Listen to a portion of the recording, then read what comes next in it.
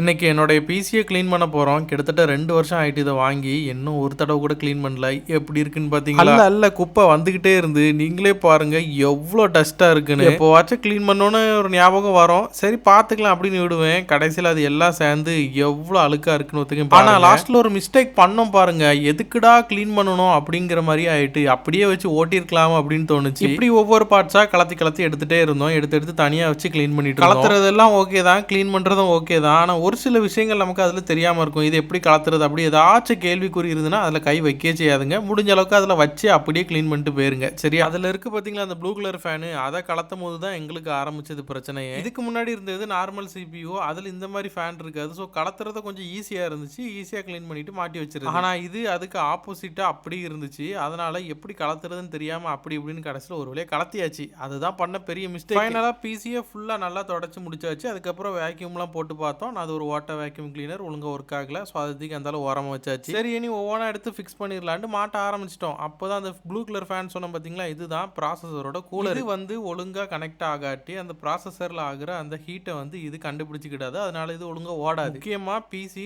நல்ல ஹேங் ஆகும். கேம் விளையாட முடியாது. என்ன பண்ணாலும் ஓப்பன் ஆனாலே உள்ளே போகிறதுக்கு பல மணி நேரம் ஆகும். அந்த மாதிரி ஆச்சு எனக்கு நிலமை. நாங்களும் ஒவ்வொன்றா எடுத்து மாட்டி பார்க்கவும், செட் பண்ணி பார்க்கவும், மறுபடியும் கலத்தி கலத்தி மாட்டி பார்த்தா அது சரியாகிற மாதிரியே தெரியல. எப்படியோ ஃபைனலாக அந்த ஃபேனில் தான் ப்ராப்ளம்ங்கிறத கண்டுபிடிச்சி அதை எவ்வளவோ டைட் பண்ணி பார்த்தா அடுத்தும் சரியாகலை. ஃபைனலாக அதை கலத்திட்டு மொத்தமாக மதர் போர்டே கலத்தி மறுபடியும் ஃபிக்ஸ் பண்ணதுக்கு அப்புறம் தான் சரி. ஸோ இந்த மாதிரி யாராச்சும் க்ளீன் பண்ணுறதுக்கு கலத்தி பார்க்குறேன்னு களத்தில் இறங்குனீங்கன்னா, ஏதாச்சும் ஒரு டவுட் இருந்துச்சுன்னா அந்த இடத்த அப்படியே விட்டுட்டு சும்மா நார்மலாக தூசி தட்டி விட்டு போயிருங்க. யாராச்சும் பிசியை எப்படி கலத்தி பார்க்குறது அப்படின்னு சர்ச் பண்ணீங்கன்னா கண்டிப்பாக இந்த வீடியோ உங்களுக்கு ரெக்கமெண்ட் ஆகும் நம்புறேன். என் காரில் இருக்கட்டும் எதுக்காச்சும் சேஃப்டிக்கு யூஸ் ஆகும் அப்படின்ட்டு நான் எடுத்து போட்டது தான் இந்த ஸ்க்ரூ டிரைவர் செட். இதில் எல்லா சைஸும் வந்துடும். இது எனக்கு இந்த வேலைக்கு ரொம்ப யூஸ்ஃபுல்லாக இருந்துச்சு. வீட்டுக்கு ஒன்றுன்னு இது இருந்துச்சுன்னா ரொம்ப யூஸ்ஃபுல்லாக இருக்கும். லிங்க் தரேன். இந்த ஸ்க்ரீனில் ஓரமாக எங்கேயாச்சும் தான் கிடக்கும். பார்த்து தேவைப்படுறவங்க மட்டும் வாங்கிக்கோங்க.